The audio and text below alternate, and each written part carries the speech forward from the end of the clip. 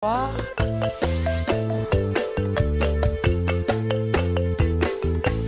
Bonsoir.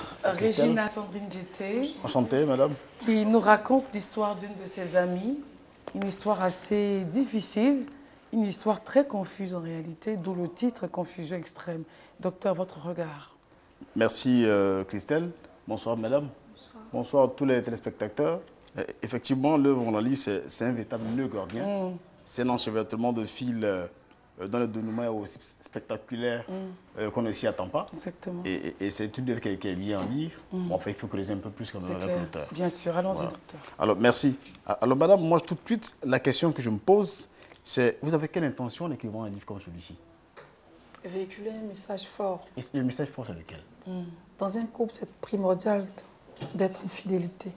Dans un Ok. couple, Donc c'est la valeur de la fidélité. c'est la valeur de la fidélité que je défends. Parce que si César avait été fidèle à Odette, certainement qu'Alice n'allait pas entrer dans le jeu.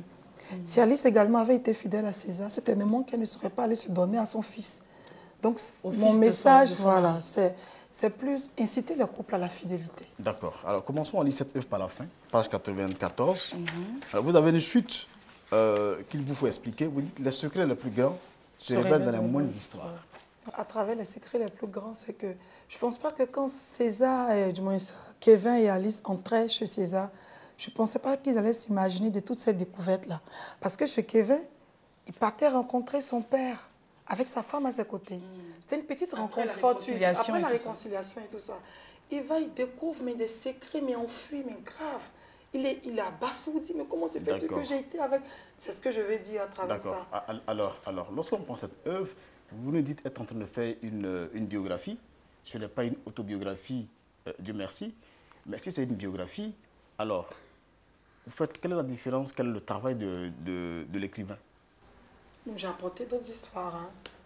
Il y a des améliorations. J'ai mis la vraie histoire, mais dans un cadre pour que ça soit assez émouvant et sensationnel. Alors, pourquoi est-ce que vous nous faites des personnages aussi faibles?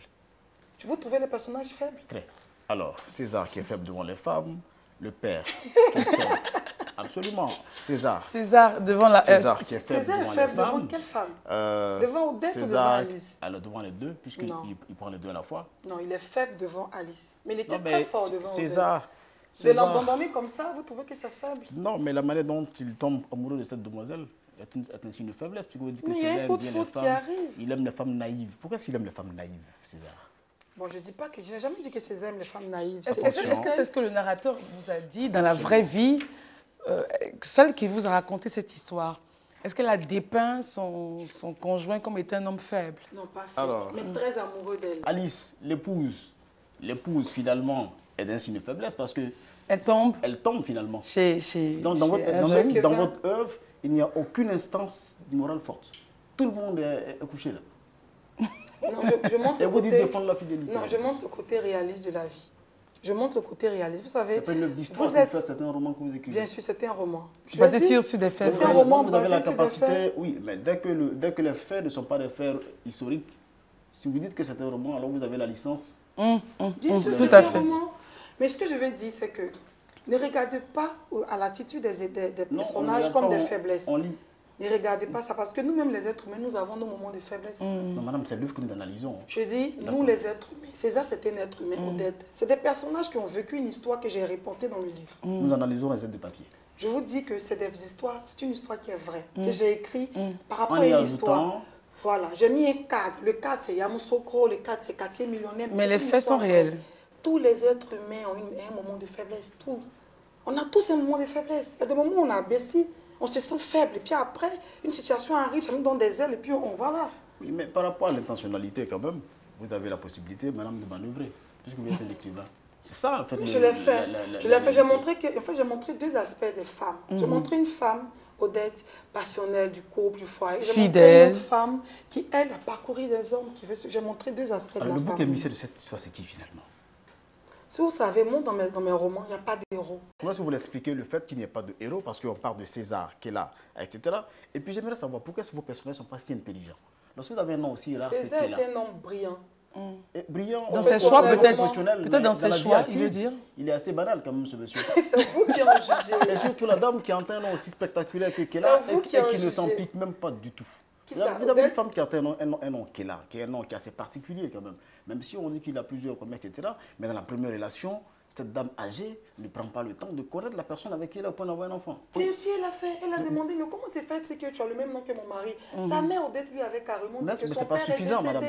Mais sa mère lui dit, ton père est décédé. Donc, ça peut être son oncle, ça peut être son neveu. Qu'est-ce que Alice reçoit de son mari qui est vaincu? Lui dit, mon père ne vit pas, il est mort. Et puis mais au moins sa mère qui est plaisante.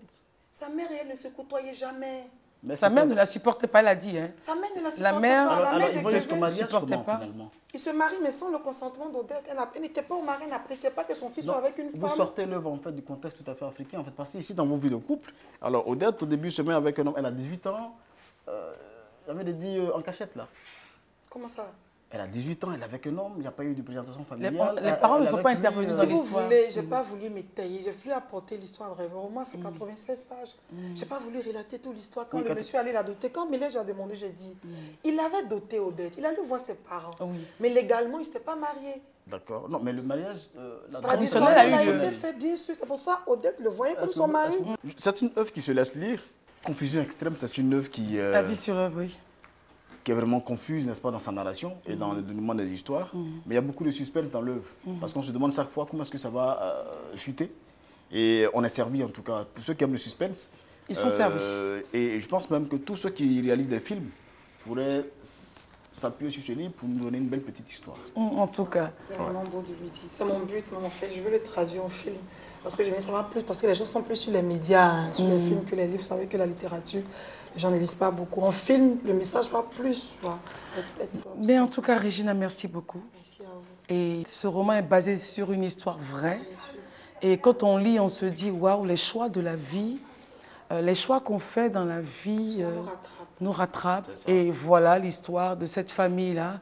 Le fils se retrouve à épouser l'ex-femme de son papa, qui fait un enfant, enfin, bref, c'est très confus, et en même temps, ça nous permet de faire de très bons choix. En tout cas, merci beaucoup, Regina, d'être venue.